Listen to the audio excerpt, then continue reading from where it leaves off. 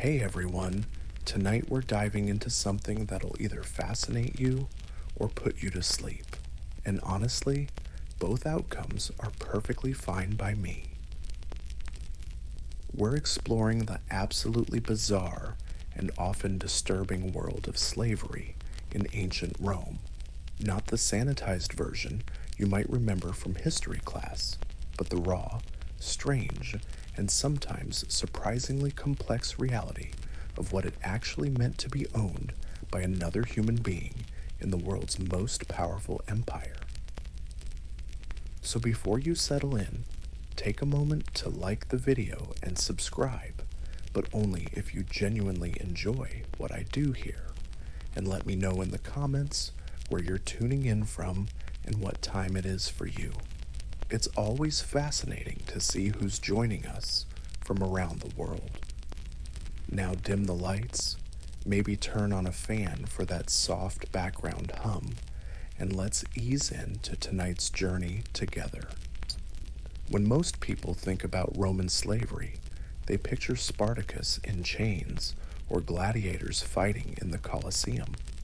But the truth is far stranger and more complicated than Hollywood ever showed us. Roman slavery wasn't just about backbreaking labor in quarries or dramatic arena deaths. It was a vast, intricate system that touched every corner of Roman society in ways that would seem absolutely surreal to us today. Picture this: you're walking through the streets of Rome in the year 50 CE. The city is bustling with over 1 million people, and roughly 1 in 3 of them is enslaved. But here's where it gets weird. That well-dressed man reading scrolls in the forum, he's a slave, but he's also the personal accountant to a wealthy senator and probably earns more money than most free citizens. The woman teaching rhetoric to the children of aristocrats, also enslaved, but she lives in a villa nicer than anything most Romans could dream of. The man performing surgery on a consul's wife? You guessed it, a slave, but one whose medical skills make him more valuable than some small towns. This wasn't the binary system of oppression we might expect. Roman slavery created a bizarre hierarchy where some enslaved people lived in luxury, while others suffered in unimaginable conditions, where a slave could own other slaves, where freedom wasn't always better than bondage, where the line between slave and citizen was sometimes so blurred it practically disappeared. Tonight, we're going to explore the strangest, most unsettling, and most surprising aspects of this system. The slave who became richer than his master. The enslaved gladiators who were treated like modern celebrity athletes. The peculiar world of Roman slave names that revealed everything about a person's story. The underground economy that flourished in the shadows of the empire. And yes, we'll talk about the darker sides too, because understanding the full scope of this system means confronting its cruelties alongside its contradictions. But first, let's start with something that might surprise you. The sheer scale of Roman slavery wasn't just about conquest and capture. It was about economics, politics, and social status in ways that created some of the most bizarre situations in human history. In the Roman world, becoming enslaved wasn't always a matter of being conquered in battle or captured by raiders. Sometimes people sold themselves into slavery. Yes, you heard that right. Free Roman citizens would occasionally choose to become slaves, usually to escape crushing debt or to gain access to opportunities that weren't available to them as free but poor citizens. Imagine being so desperate for a better life that you'd literally sell yourself to a wealthy household, knowing that as a valuable slave, you might eat better, live in more comfort, and have more security than you could ever achieve as a free person scraping by in the slums of the city. It's a choice that reveals just how brutal life could be for the free poor in ancient Rome. But here's where it gets even stranger. Some of those voluntary slaves negotiated the terms of their enslavement. They'd stipulate that they could only be used for certain types of work, that they couldn't be sold to certain types of masters, or that they had to be freed after a specific number of years. Essentially, they were writing their own slavery contracts. This wasn't common, but it happened often enough that Roman law had specific provisions for it. The legal term was servus ex contractu, and it created a category of slavery that was almost like indentured servitude, except the person was still legally property and could be bought, sold, or inherited like any other asset. Now let's talk about slave names, because this is where Roman slavery gets truly weird and reveals the twisted psychology of the whole system. Romans didn't just strip slaves of their freedom, they stripped them of their names, their identities, their very sense of self. But the replacement names they gave them tell us incredible stories about how this society viewed enslaved people. Some slaves were given names that were literally descriptions of their function. Kokos meant cook. Cursor meant runner or messenger. Lecticarius meant litter bearer. Imagine being so dehumanized that your name is literally just your job title. You're not Marcus the cook. You're just cook. But other naming conventions were even more disturbing. Masters often gave slaves names that were meant to be humorous or ironic. A massive, intimidating slave might be named Pusillus, which means tiny. A slave with dark skin might be called Candidus, meaning bright white. It was a constant reminder that everything about you, even your name, existed for your master's amusement. Then there were the slaves named after places. This usually indicated where they came from or where they were captured. Cyrus meant Syrian. Dacus meant from Dacia. Gallus meant from Gaul. These names were like permanent brands, advertising a person's origins and the circumstances of their enslavement to anyone who heard them. But perhaps the strangest naming practice involved giving slaves the names of famous people, usually as a form of mockery. You might encounter a slave named Alexander, after Alexander the Great, or Caesar, after the famous general. The irony was intentional. Here was someone with the name of a world conqueror, but whose only conquest was surviving another day of servitude. Some masters went even further and gave their slaves completely made-up names, often based on Greek or Latin words that sounded exotic but were essentially meaningless. It was the ultimate expression of power.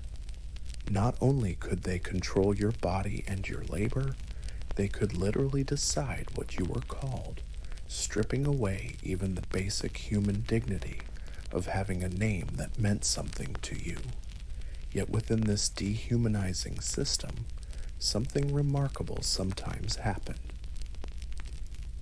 Slaves began to reclaim agency through their names, in small but significant ways.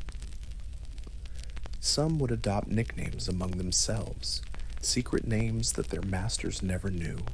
Others would modify their given names slightly, adding diminutives or changing the pronunciation in subtle ways that only other slaves would notice. And when slaves were freed, which did happen regularly in Roman society, one of the first things they did was choose a new name. Usually, they'd take their former master's family name as their own, but they'd pick their own first name. This moment of naming themselves was often the first real choice they'd made in years or decades. But freedom itself was complicated in ways that would seem bizarre to us today. Freed slaves, called libertini or freedmen, weren't fully free in the way we'd understand it. They remained legally bound to their former masters in various ways. They owed them respect, financial obligations, and sometimes continued service. They couldn't marry without permission. They couldn't move to another city without consent. In many ways, freedom was just a different kind of bondage. Yet some freedmen became incredibly wealthy and powerful. They used their skills, their connections, and their understanding of Roman society to build fortunes that rivaled those of aristocratic families. There are records of former slaves who became so rich they owned hundreds of slaves themselves, creating a surreal situation where someone who had once been property was now a property owner on a massive scale. This economic mobility within the slave system created one of the strangest aspects of Roman society. Social status wasn't just about free versus enslaved. It was about wealth, skills, connections, and the favor of powerful patrons. A slave secretary to the emperor might wield more real power than a free citizen farmer struggling to make ends meet in the countryside. The imperial household was particularly weird in this regard. The emperor's slaves and freedmen often became some of the most influential people in the empire. They controlled access to the emperor, managed his correspondence, oversaw his finances, and sometimes made decisions that affected millions of people, yet legally, they were or had been property. Claudius, one of Rome's emperors, was famous for relying heavily on his freedmen advisors. Narcissus controlled the imperial correspondence, Pallas managed the treasury, and Callistus oversaw legal petitions.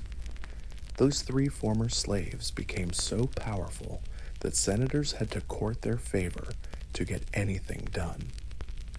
Roman aristocrats, who traced their lineage back centuries, found themselves bowing and scraping to men who had once been bought and sold in markets. This created resentment that you can still read in the writings of Roman historians and satirists. They were disgusted by the idea that slaves and former slaves could accumulate such power and wealth. But their complaints reveal something important about how the system actually worked. Merit, cunning, and luck could sometimes overcome the accident of birth, even within a system designed to keep people in their place. The daily life of Roman slaves varied so dramatically that it's almost impossible to generalize. At one extreme, you had slaves working in the mines, where life expectancy was measured in months rather than years. The conditions were so horrific that being sent to the mines was essentially a death sentence. Slaves worked in narrow, poorly ventilated tunnels, breathing toxic dust, carrying heavy loads, and living in cramped, unsanitary barracks. Most died of lung disease, accidents, or simple exhaustion. But at the other extreme, you had household slaves in wealthy homes who lived lives of relative comfort and security.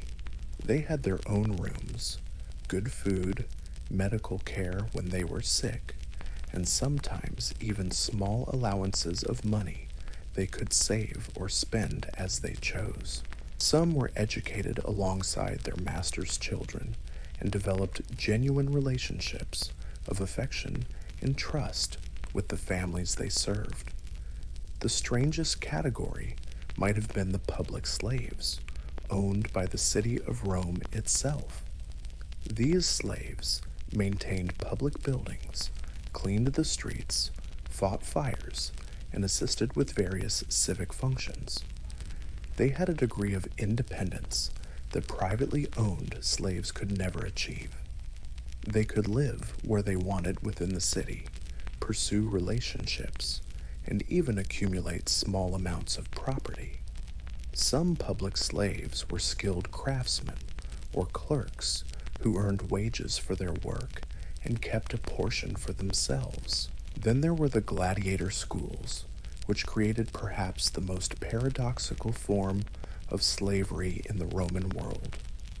Gladiators were simultaneously the most celebrated and the most despised people in Roman society. They were slaves, property that could be bought and sold, yet they were also celebrities whose names were known throughout the empire. Women of all social classes fantasized about them.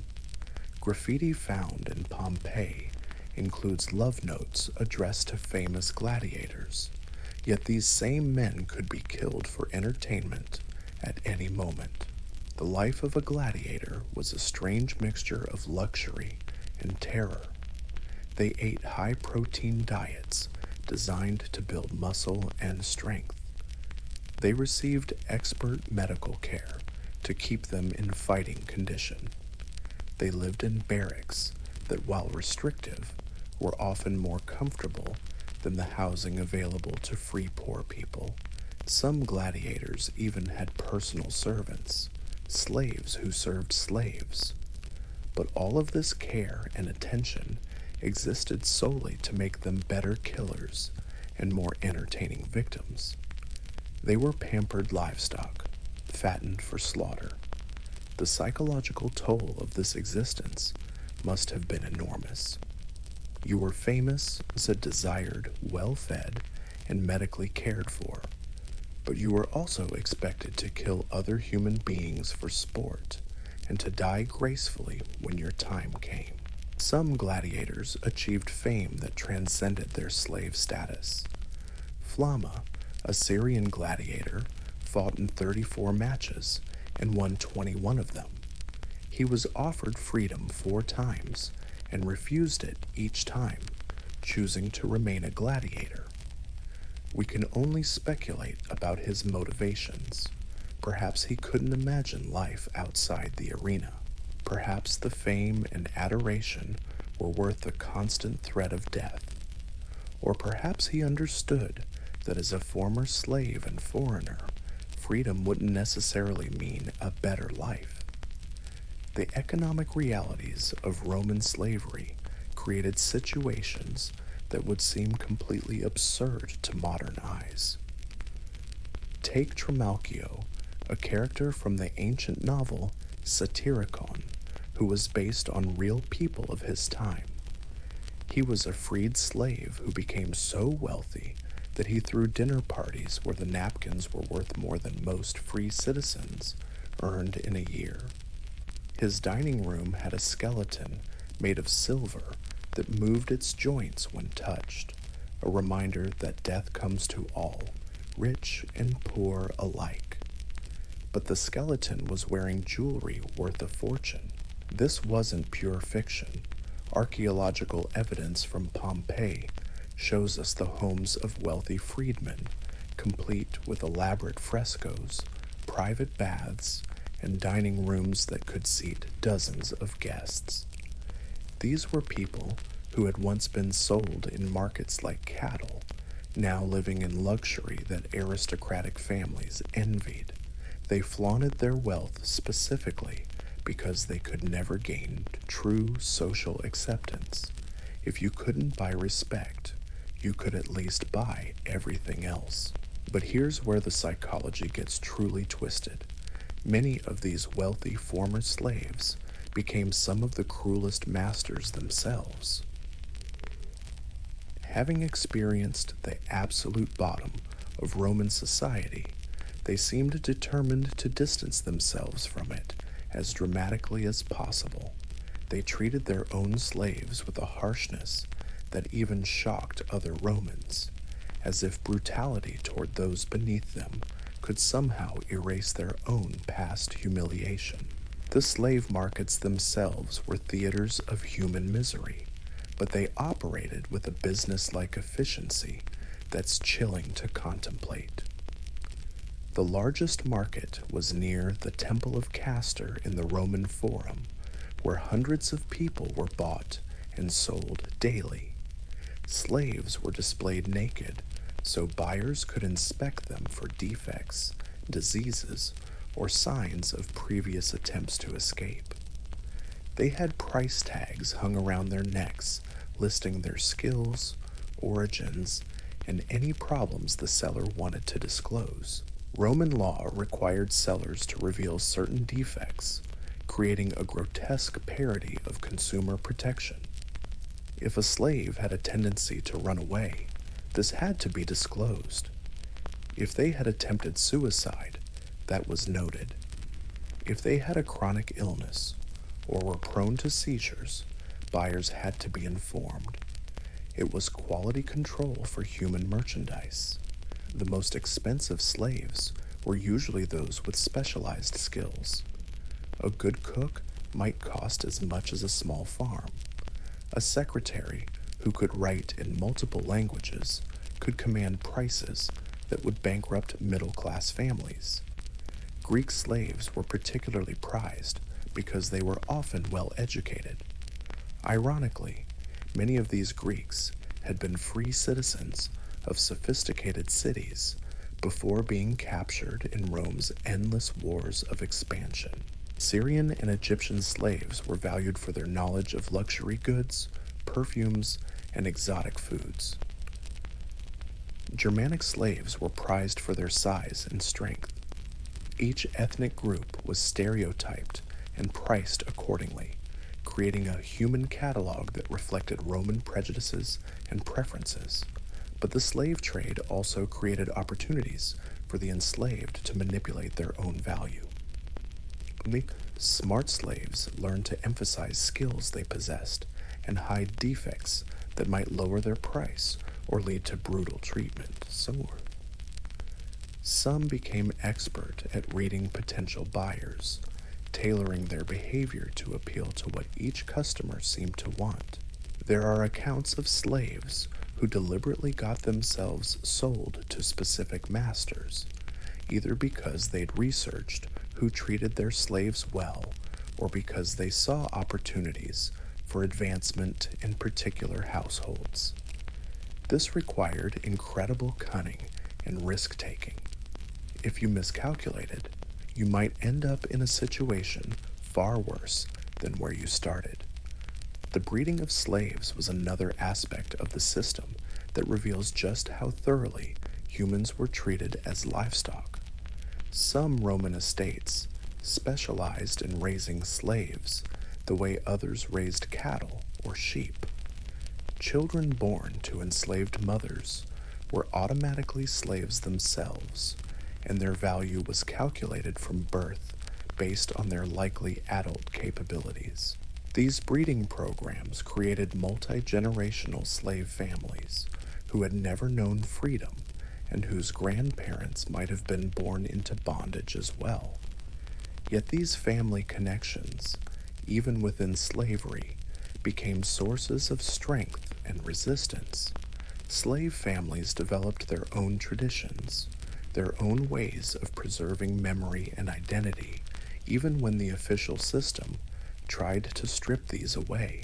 The children of slaves often received informal education from other enslaved people in the household.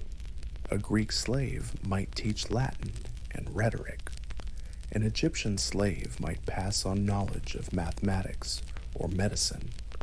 A Germanic slave might share skills in metalworking or woodcraft. The underground educational networks meant that knowledge flowed through slave communities in ways that sometimes surprised their masters. Some of the most poignant artifacts from Pompeii are the graffiti left by slaves, simple messages scratched into walls that give us glimpses of their inner lives. Marcus loves Spendusa, carved into a kitchen wall. Gaius was here, etched into a servant's quarters. Restituta, take pity on me, found in a hallway. These brief messages are reminders that behind the legal fiction of slaves as property were real people with hopes, fears, loves, and dreams. The sexual exploitation of slaves was widespread and completely legal, creating situations that were traumatic beyond imagination. Both male and female slaves could be used sexually by their masters without any legal recourse. Some slaves were purchased specifically for this purpose. Others found that sexual availability was simply another expected duty, like cooking or cleaning. Yet even within this horrific system, some enslaved people found ways to form meaningful relationships and families. Masters sometimes allowed slave marriages, though these had no legal standing and could be dissolved at any time. Children from these unions belonged to the master, not their parents, but slave families fought to stay together and to protect their children as much as possible. The most successful slaves were often those who learned to navigate the complex social dynamics of Roman households. They had to be subservient enough to avoid punishment, but valuable enough to be treated well. They had to show loyalty without becoming doormats, demonstrate intelligence without appearing threatening, and build relationships without forgetting their place. Some slaves became confidants to their masters, privy to family secrets and business dealings. They might know which senator was having an affair, which merchant was cheating on his taxes, or which aristocrat was plotting against a political rival. This knowledge was dangerous, but also potentially valuable. A slave who knew when to speak and when to stay silent could accumulate influence that extended far beyond their legal status. The religious lives of slaves were particularly complex. They were often forbidden from participating in official Roman religious ceremonies, but they created their own spiritual communities. Eastern mystery religions, like Mithraism and Christianity, found many converts among slaves and freedmen, perhaps because these faiths offered dignity and hope to people who had been stripped of both. Some slave religious practices blended traditions from their homelands with Roman beliefs, creating syncretic faiths that reflected their complex identities. A Syrian slave might worship Roman gods while also maintaining devotion to deities from Damascus. A Germanic slave might honor Roman household spirits while also remembering the forest gods of his childhood. These religious communities became networks of mutual support that crossed household boundaries. Slaves from different families would meet in secret to worship together, share news, and help each other survive the challenges of their situation. Masters who discovered these gatherings usually broke them up, but they persisted because they fulfilled crucial psychological and social needs. The gladiator schools deserve deeper examination because they represent such a unique form of slavery. These institutions were businesses, but they were also communities with their own hierarchies, traditions, and codes of honor. New gladiators were trained by experienced fighters who passed on not just combat techniques, but also the psychological tools needed to survive in the arena. Gladiators were organized into different fighting styles, each with its own equipment, techniques, and traditions. The heavily armored secutor hunted the lightly armed Retiarius. The mounted equites fought each other with spears and swords. The Democharis wielded two curved swords in a fighting style that required years to master. Each type of gladiator had devoted fans who followed their careers like modern sports enthusiasts. The psychological preparation for arena combat was as important as the physical training. Gladiators had to learn to kill efficiently, but also to die with dignity if their time came. They developed rituals and superstitions that helped them cope with the constant proximity of death. Some gladiators formed romantic relationships with each other, finding love and companionship in the shadow of the arena. But perhaps the strangest aspect of gladiator culture was how it intersected with Roman society. Wealthy Romans would sponsor gladiators the way modern billionaires might own sports teams. They'd pay for training, equipment, and medical care in exchange for a share of the winnings and the prestige of owning successful fighters. Some gladiators became so famous that their images appeared on household items throughout the empire. Oil lamps, drinking cups, and decorative tiles featured portraits of celebrated fighters. Children played with gladiator dolls. Women wore jewelry shaped like tiny gladiator helmets. It was a celebrity culture built on the systematic brutalization of human beings. The retirement of successful gladiators created yet another paradox in the Roman system. Those who survived long enough could sometimes purchase their freedom or have it granted by grateful masters. But what did freedom mean for someone whose only marketable skill was killing people for entertainment? Some former gladiators became trainers in the schools where they had once fought. Others hired themselves out as bodyguards or private security. A few managed to parlay their fame into business opportunities, opening taverns or shops that traded on their celebrity status. The strangest stories involve gladiators who achieved such fame that they transcended their slave status while still legally remaining property. Spiculus, a gladiator favored by Emperor Nero, received gifts of houses and estates worth millions of sestertii. He lived like a wealthy aristocrat, but he was still technically a slave who could be forced to fight and die at his master's whim. These contradictions created a psychological landscape that must have been almost impossible to navigate. Imagine being Spiculus, owning multiple villas and dining with senators, yet knowing that tomorrow you might be ordered into the arena to fight to the death against a friend. The cognitive dissonance of such an existence would drive most people insane, yet these men somehow found ways to function within it. The gladiator schools also developed their own internal economies that mirror modern prison systems in disturbing ways. Successful fighters could earn money from victories, tips from wealthy spectators, and endorsement deals with merchants who wanted to associate their products with famous names. This money could be used to buy better food, private quarters, or even the services of other slaves. Some gladiators accumulated enough wealth to purchase their own freedom, only to choose to remain in the schools as free men who fought for profit rather than survival. The arena had become their world, and they couldn't imagine life outside it.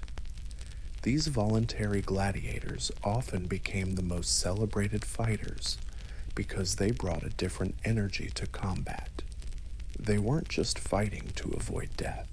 They were fighting for glory, money, and the roar of the crowd. But let's shift from the arena to the mines, because if gladiators represented the pinnacle of slave celebrity, miners represented the absolute depths of human misery. The silver mines of Spain, the gold mines of Dacia, and the stone quarries of Egypt were essentially death camps where slaves were worked until they collapsed. The life expectancy in the mines was measured in months. Slaves worked in shifts around the clock, digging narrow tunnels by torchlight, breathing air thick with dust and toxic fumes. They carried heavy baskets of ore up steep, slippery paths, their backs bent under loads that would challenge a mule. When they collapsed from exhaustion or lung disease, their bodies were simply dragged away and replaced with fresh slaves. Yet even in these hellish conditions, human ingenuity and solidarity emerged. Miners developed coded languages that allowed them to communicate without their guards understanding. They created informal hierarchies based on experience and skill that gave some structure to their brutal existence. They told stories and sang songs that preserved memories of their homelands and gave meaning to their suffering. Some mining slaves became experts at identifying valuable ore deposits, making them too valuable to work to death immediately. These technical specialists lived slightly better lives and sometimes earned small privileges like extra food or warmer sleeping spaces. A few even managed to earn their freedom by discovering particularly rich veins of precious metals. The transportation of slaves created its own category of horror and absurdity.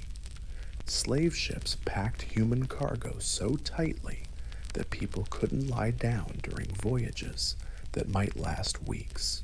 The mortality rate was staggering, sometimes reaching 50% on longer journeys. Yet the economics of the trade meant that even with such massive losses, the business remained profitable. But here's where it gets strange. Some slaves actually improved their situations during these terrible journeys. Those with medical knowledge might become informal ship doctors, earning better treatment by caring for other slaves. Those who could speak multiple languages became translators and intermediaries.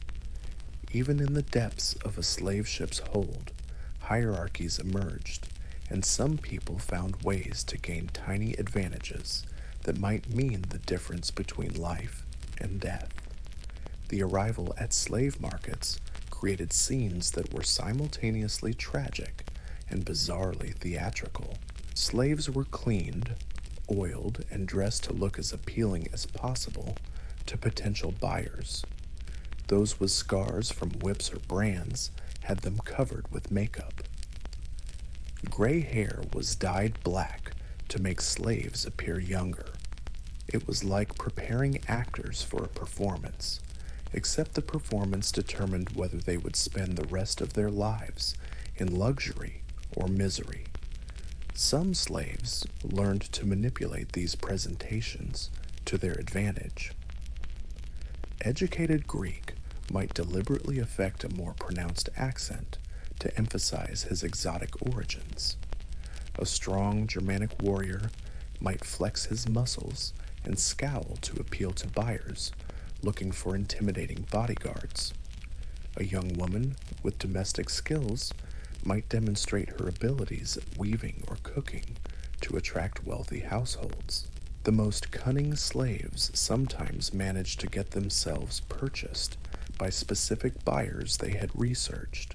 They might learn which masters treated their slaves well, which households offered opportunities for advancement, or which regions provided better living conditions. This required incredible intelligence gathering, often through networks of other slaves who shared information about different masters and regions. The legal status of slaves created situations that would seem utterly bizarre to modern legal systems. Slaves could not own property, yet they often managed money and valuable goods for their masters. They could not enter into contracts, yet they conducted business negotiations that involved thousands of sestertii. They could not testify in court against free citizens, yet their expertise was often crucial in legal disputes. Some slaves became so essential to their master's business operations that they effectively ran entire enterprises.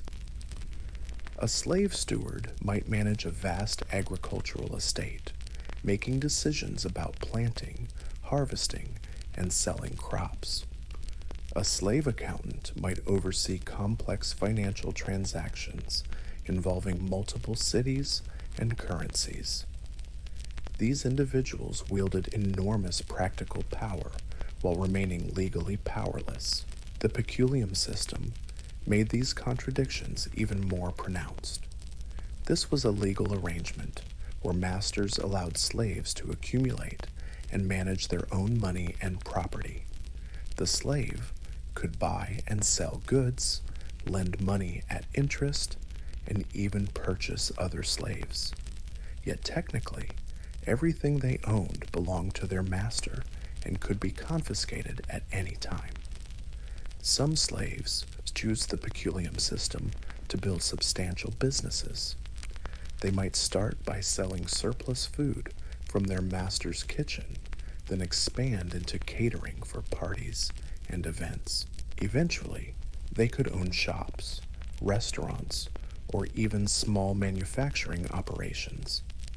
The most successful slave entrepreneurs accumulated wealth that rivaled that of free citizens, yet they remained property themselves. This system created the surreal situation where a slave might own dozens of other slaves while still being owned himself. These slave-owning slaves often treated their own property with particular harshness, perhaps to distance themselves psychologically from their own bondage. It was a pyramid of oppression where everyone except those at the very top was simultaneously oppressor and oppressed. The manumission process, where slaves were granted freedom, had its own bizarre rituals and complications. The formal ceremony often took place in a temple, where the slave would be touched with a special rod called a vindicta, while a magistrate declared them free.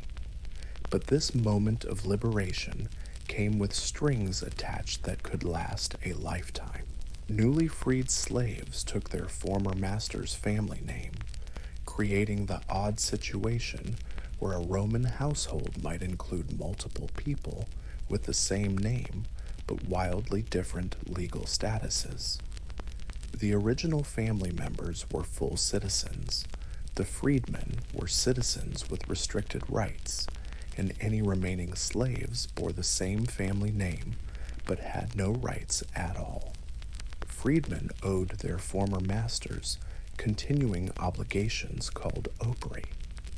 These might include working a certain number of days per year without pay, contributing a percentage of their earnings, or providing services like childcare or household management.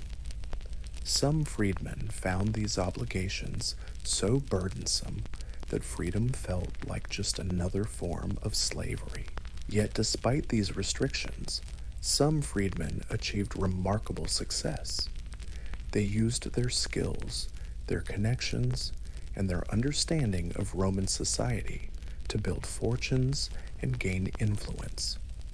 Freedmen often became successful merchants, artisans, or professionals, sometimes accumulating more wealth than the aristocratic families who had once owned them. The children of freedmen, called ingenui, were full Roman citizens with all the rights and privileges that entailed. This meant that within a single generation, a family could go from slavery to full participation in Roman society. Some of the most powerful Romans of the imperial period were descended from slaves, though they rarely advertised this fact. The religious and cultural lives of slaves created underground networks that connected households throughout the empire. Slaves from the same regions would maintain contact, sharing news from home and preserving cultural traditions. A Syrian slave in a Roman household might receive letters and gifts from fellow Syrians working in households across the Mediterranean. These networks became crucial for survival and resistance. When a slave was mistreated, word would spread through the community. Other slaves might find ways to help, perhaps by arranging for the victim to be sold to a kinder master or by providing support during punishment. Some slaves even organized elaborate schemes to help others escape, though the penalties for assisting runaways were severe. The cultural mixing that occurred in large Roman households created unique hybrid traditions. Slaves from different regions shared their foods, music, stories, and religious practices.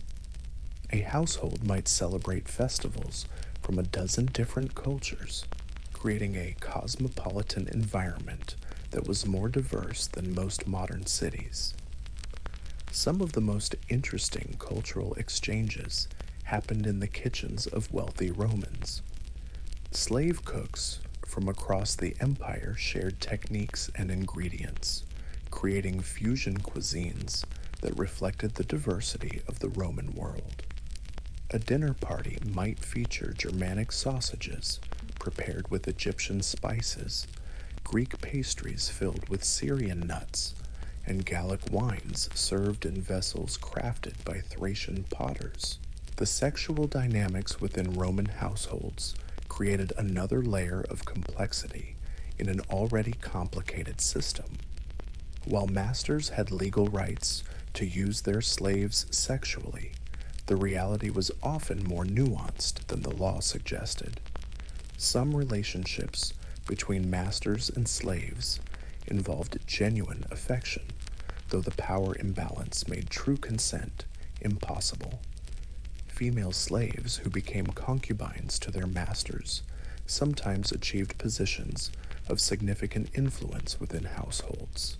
They might bear children who were acknowledged by their fathers and given advantages unavailable to other slave children.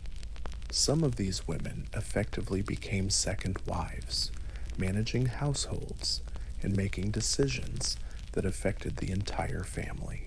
Male slaves who caught the attention of Roman matrons faced different but equally complex situations. While such relationships were technically illegal and socially scandalous, they occurred frequently enough that satirists and moralists complained about them regularly. These affairs could lead to freedom and advancement for the men involved, but they also carried enormous risks. The children born from relationships between masters and slaves occupied a peculiar position in Roman society. They were legally slaves like their mothers, but their paternal heritage often meant they received special treatment. Some were quietly freed and educated alongside legitimate children. Others were sold away to avoid family complications. A few were formally adopted and became heirs to substantial fortunes. These mixed heritage children sometimes became bridges between the slave and free worlds. They understood both perspectives and could navigate the complex social dynamics that separated the two groups. Some became advocates for better treatment of slaves, while others distanced themselves completely from their enslaved origins. The economic impact of slavery on Roman society was so profound that the entire imperial system depended on it. Slave labor built the roads, aqueducts, and public buildings that defined Roman civilization. Slaves worked the agricultural estates that fed the cities. They manufactured the goods that filled Roman markets. They provided the services that made urban life possible for the free population. Yet this dependence on slave labor also created economic vulnerabilities that Roman writers occasionally recognized. When slave supplies were disrupted by peace or successful rebellions, labor shortages could cripple entire industries. The constant need for new slaves drove many of Rome's military campaigns, turning warfare into a form of large-scale human trafficking. Some Roman economists worried about the long-term effects of depending so heavily on forced labor. They argued that free workers were more innovative and productive than slaves, and that societies built on slavery would eventually be overtaken by those that relied on free labor. These concerns proved prophetic, though it would take centuries for the contradictions to fully manifest. The training and education of slaves created some of the most sophisticated human resource development programs in the ancient world. Large households operated like schools, with experienced slaves teaching newcomers the skills they needed to be valuable. These educational programs often exceeded what was available to free citizens, creating the paradox of enslaved people who were more knowledgeable and skilled than their supposed social superiors. Medical training for slaves was particularly advanced because wealthy Romans wanted their household doctors to be as skilled as possible. Slave physicians often received training that rivaled or exceeded that available in formal medical schools. They studied anatomy, surgery, pharmacology, and diagnostics, becoming experts whose knowledge could mean the difference between life and death for their masters. Some slave doctors became so renowned that they were consulted by people from across the empire.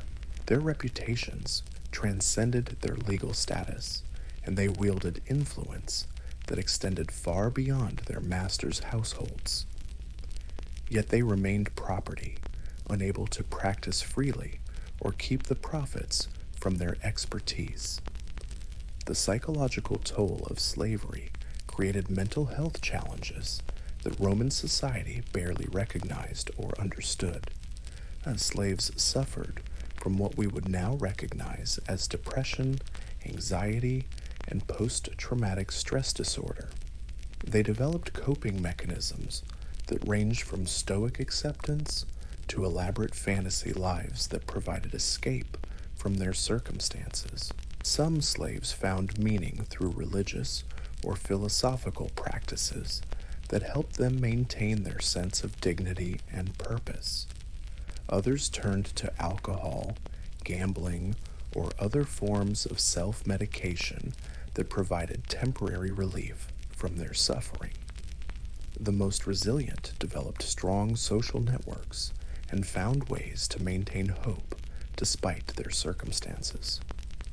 The resistance strategies employed by slaves were as varied as the individuals who used them. Open rebellion was rare and usually suicidal, but subtle forms of resistance were constant. Slaves might work slowly, break tools, steal food, or deliberately misunderstand instructions. These small acts of defiance provided psychological relief and sometimes material benefits. More sophisticated resistance involved sabotage, fraud, or manipulation of their master's affairs. A slave accountant might skim money from transactions. A household manager might arrange for goods to be stolen or sold. A personal secretary might alter correspondence or reveal confidential information to rivals. These activities required intelligence, courage, and careful planning. The most successful resistance often involved cooperation between multiple slaves or even free accomplices. Networks of slaves would share information, resources, and opportunities. They might warn each other about dangerous masters, help runaways find safe passage, or coordinate economic activities that benefited the entire community. As we delve deeper into these strange and often disturbing realities, we begin to see that Roman slavery wasn't just an economic system or a legal arrangement. It was a complex web of human relationships that shaped every aspect of Roman society. The contradictions and paradoxes we've explored reveal the fundamental tensions between treating people as property while depending on their intelligence, skills, and humanity. The legacy of Roman slavery extended far beyond the fall of the empire. The legal frameworks, social attitudes, and economic models developed in Rome influenced slavery systems throughout history.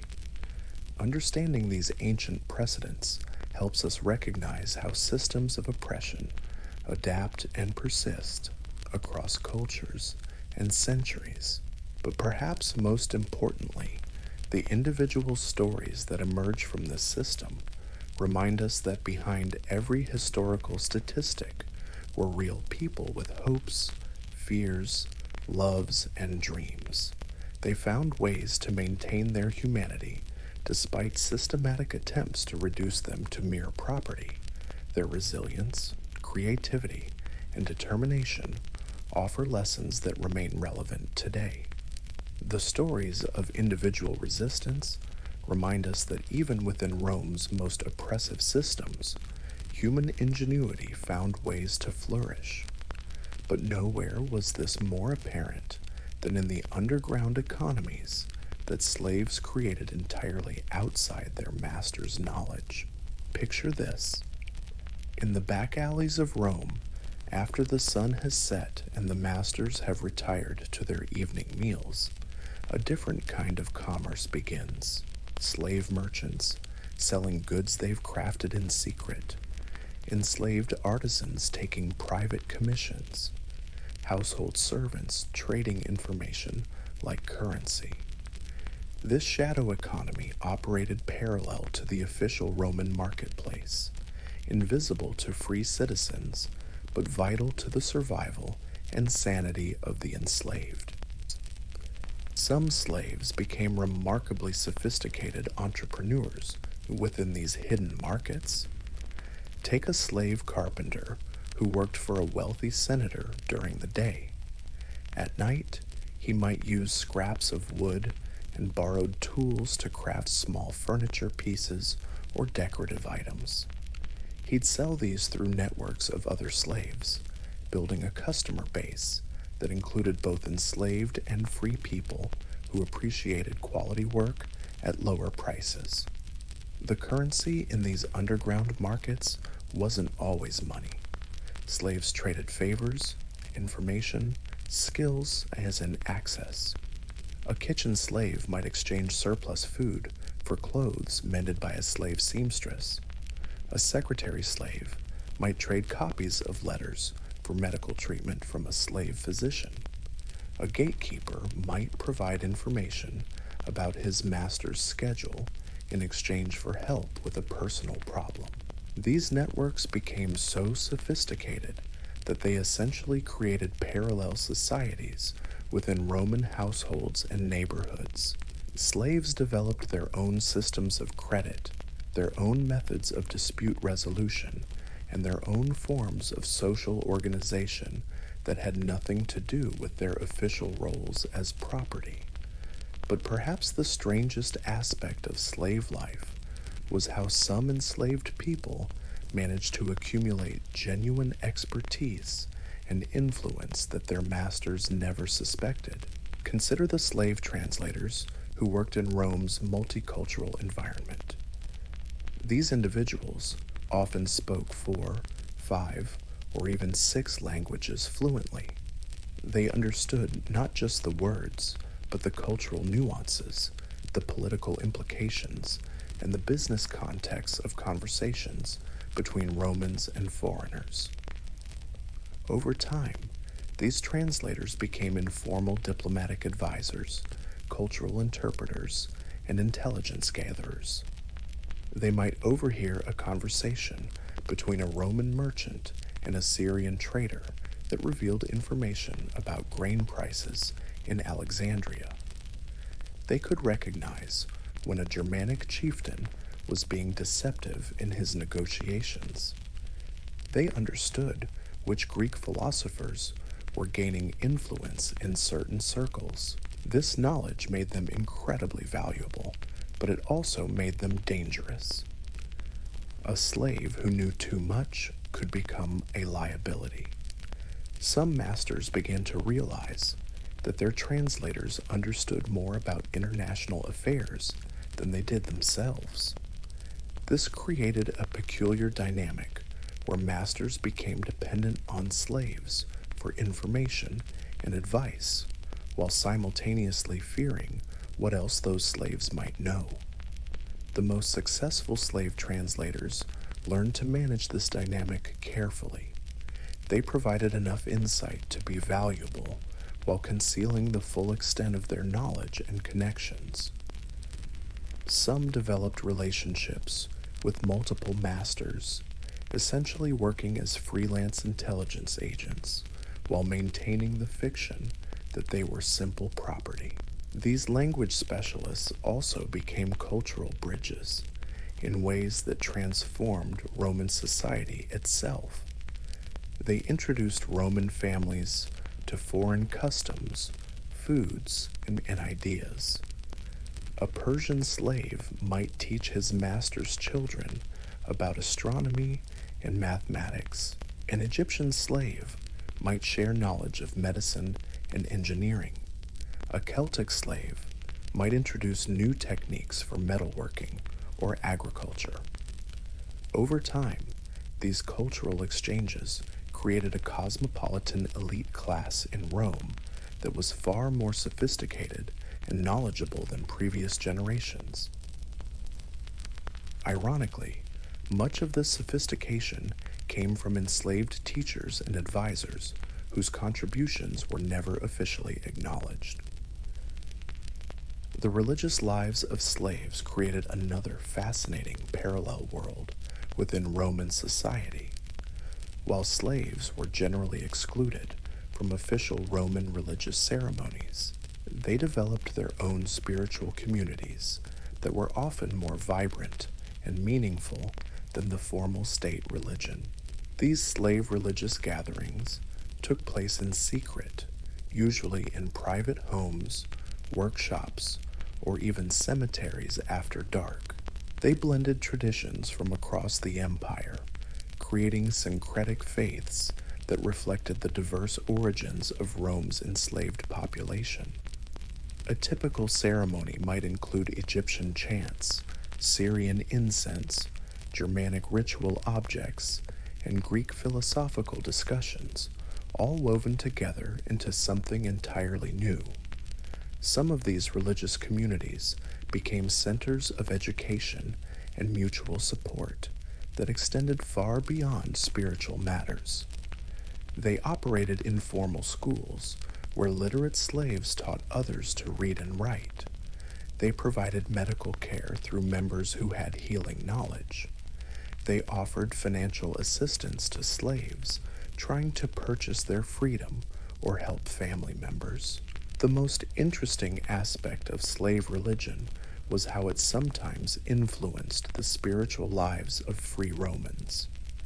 Masters occasionally became curious about the ceremonies they could hear taking place in their own households. Some were scandalized, but others were intrigued by the obvious devotion and community spirit they witnessed. A few Roman matrons actually began participating in slave religious ceremonies, finding them more emotionally satisfying than the formal political rituals of official Roman religion. This created the bizarre situation where aristocratic women were taking spiritual instruction from their own property, learning prayers and practices from people they legally owned. These religious crossovers became more common as Christianity spread through the empire. The Christian message of spiritual equality appealed to both slaves and masters, though they often interpreted it very differently. Slaves heard promises of ultimate justice and liberation. Masters heard calls for patience and obedience.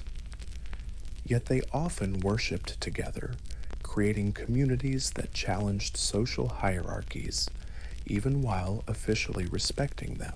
The medical knowledge possessed by many slaves represents another area where the property person distinction became meaningless in practical terms. Roman medicine was primitive by modern standards, but it was often more advanced in slave quarters than in free households, simply because slaves had access to healing traditions from across the known world.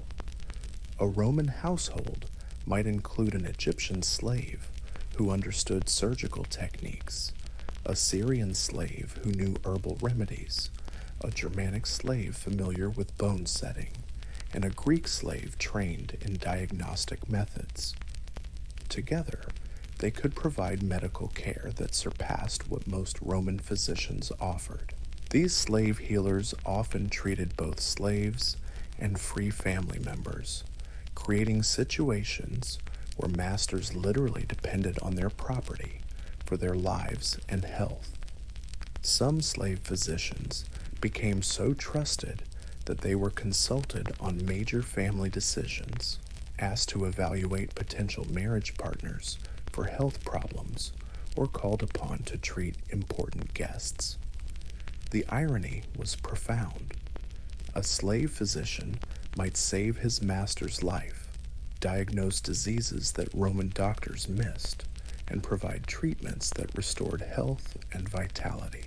Yet the same master who owed his life to this slave could sell him the next day if he needed money, or have him tortured if he suspected disloyalty. Some slave physicians used their medical knowledge as a form of subtle power. They might provide excellent care to kind masters while being less attentive to cruel ones. They could make treatments more or less comfortable, speed or slow recovery times, and influence their patients' energy levels and moods through their choice of remedies. The most sophisticated slave doctors understood that their medical knowledge gave them a form of job security. Masters were reluctant to sell or mistreat physicians who had proven their value. This created opportunities for these slaves to negotiate better living conditions, more freedom of movement, and sometimes even payment for their services. But medical knowledge also came with unique risks. If a patient died, the slave physician might be blamed regardless of whether the death was preventable. If a treatment had unexpected side effects, the slave could be punished for incompetence or even suspected of deliberate harm. The line between healer and potential murderer was always thin for enslaved medical practitioners.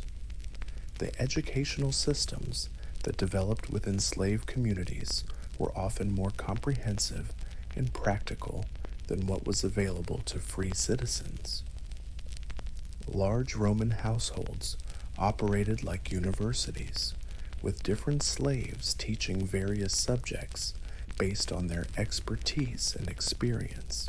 A typical slave child in a wealthy household might learn reading and writing from a Greek slave who had been a teacher before his capture, mathematics and accounting from a Syrian slave who managed the household finances, music and poetry from a Thracian slave with artistic talents, philosophy and rhetoric from an educated Roman who had been enslaved for debt. This education was entirely practical, designed to make slaves more valuable to their masters.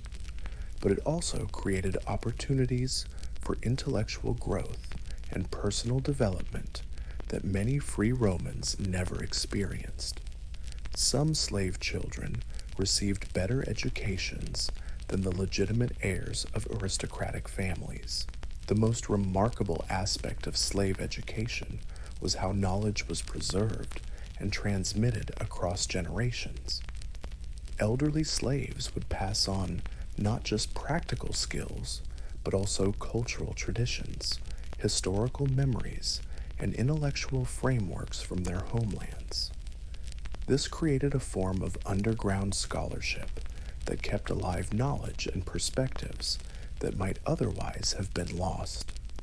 Some slaves became so learned that they effectively served as private tutors and advisors to their masters' families. They might be consulted on business decisions, asked to evaluate potential investments, or called upon to negotiate complex agreements. Their advice was often more valuable than what could be obtained from free consultants. Yet these same highly educated slaves remained property, subject to sale, punishment, or abuse, regardless of their knowledge and contributions. The contrast between their intellectual achievements and their legal status created psychological tensions that some never resolved.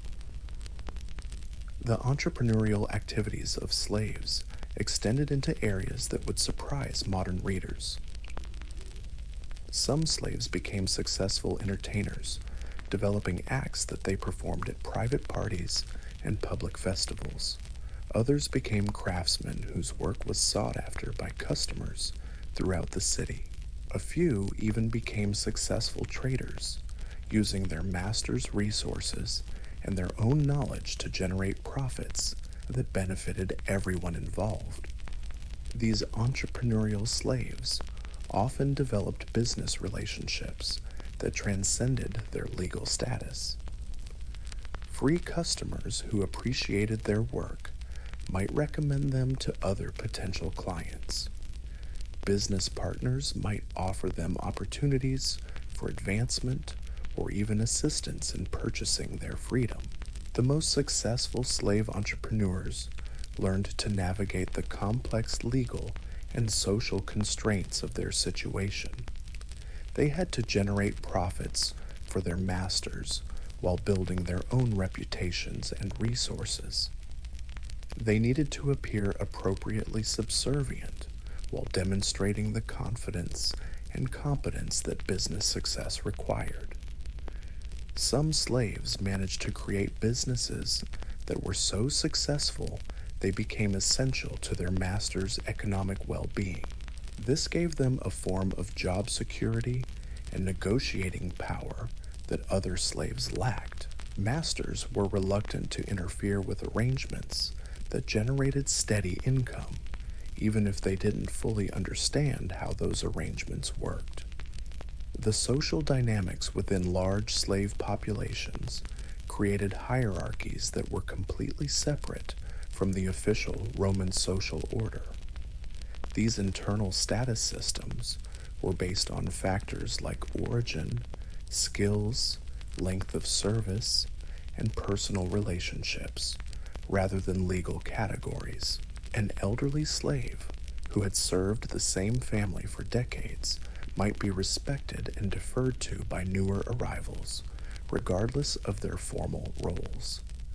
A slave with rare skills or special access to the master might wield influence over other slaves that had nothing to do with official authority. These informal hierarchies could be more important for daily life than the legal distinctions that Romans used to classify people. Some slaves became informal leaders within their communities, mediating disputes, organizing activities, and representing group interests to masters and overseers. These leadership roles required diplomatic skills, cultural sensitivity, and the ability to balance competing interests and personalities. The most effective slave leaders learned to work within the system while protecting their communities as much as possible. They might negotiate with masters for better working conditions, warn other slaves about potential dangers, or organize mutual support networks that helped everyone survive difficult times. Thus, leadership networks sometimes extended across household boundaries, creating connections between slave communities throughout the city. Information, resources, and assistance could flow through these networks, providing support systems that masters never knew existed. But leadership also came with risks. Slave leaders who became too visible or influential might be seen as threats by their masters.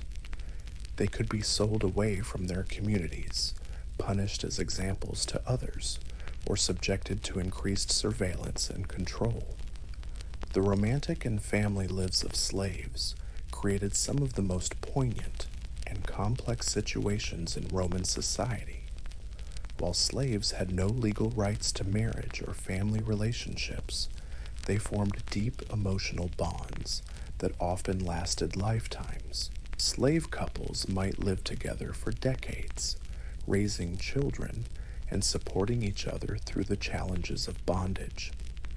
Their relationships were often more stable and committed than the marriages of their masters, who frequently divorced and remarried for political or economic reasons. Yet these slave families lived with constant uncertainty. Children could be sold away from parents. Couples could be separated if their masters moved to different cities or decided to liquidate assets. The threat of family separation was a constant source of anxiety and grief. Some masters recognized the value of stable slave families and tried to keep them together. They understood that slaves with strong family ties were often more reliable and less likely to attempt escape. But even well-intentioned masters might be forced by financial pressures to break up families. The children of slave families occupied particularly complex positions. They were born into bondage, but often received informal educations and developed skills that might eventually lead to freedom. Their parents made enormous sacrifices to provide them with opportunities for advancement. Some slave parents managed to save money over many years to purchase their children's freedom. Others arranged for their children to be adopted by free families or sold to masters who offered better opportunities. These decisions required incredible courage and often meant permanent separation from beloved children. The cultural preservation efforts of slave communities created some of the most remarkable aspects of Roman slave life. Enslaved people from the same regions would work together to maintain their languages, traditions, and customs despite the pressures to assimilate into Roman culture. These preservation efforts took many forms.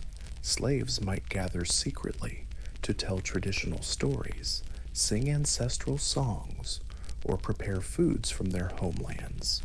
They would teach their children languages and customs that connected them to cultures that Roman conquest had tried to erase. Some slaves became informal historians and cultural ambassadors, preserving knowledge about their original societies that might otherwise have been lost.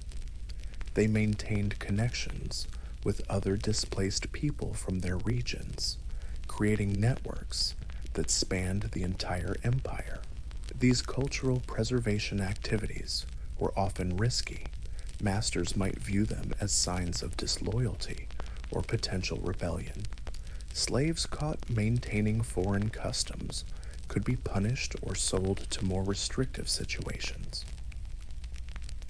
Yet the efforts continued because they provided psychological and spiritual sustenance that was essential for survival.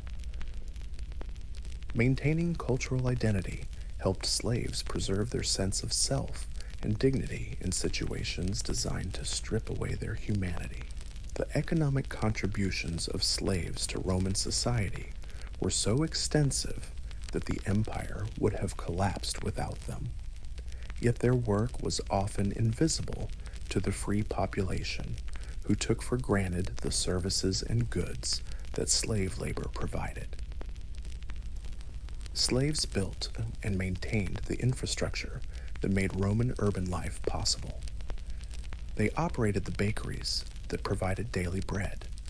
They staffed the workshops that produced clothing, furniture, and household goods.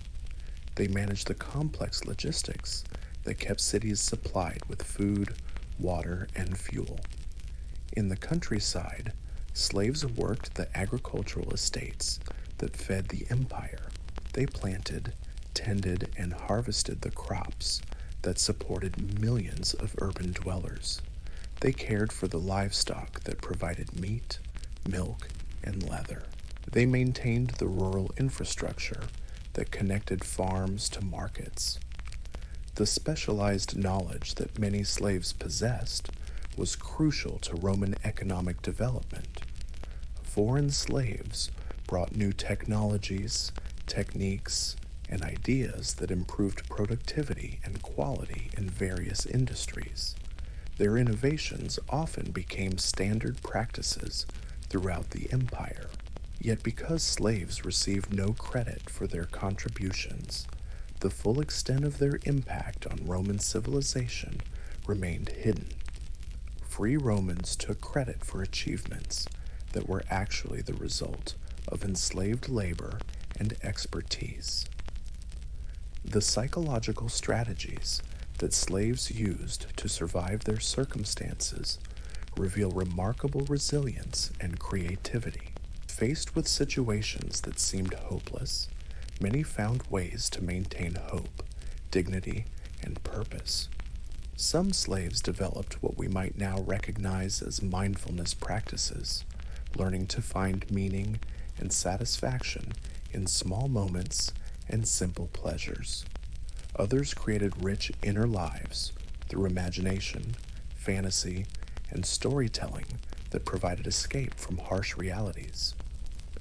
Many slaves found strength through relationships, building deep friendships and chosen families that provided emotional support and practical assistance. These bonds often became more important than biological relationships, creating communities of mutual care and protection. Religious and philosophical practices provided another source of strength.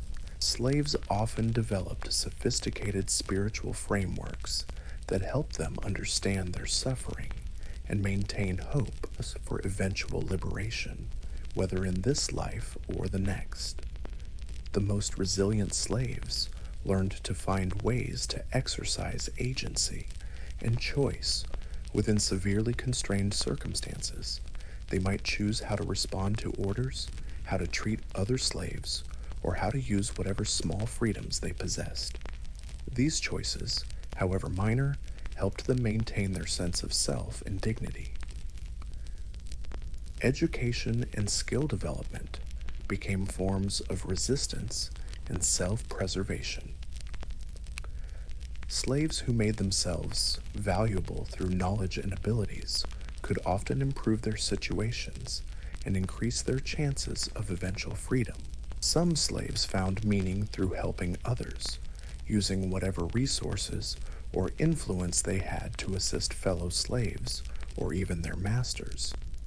This sense of purpose and usefulness helped them maintain psychological health and social connections.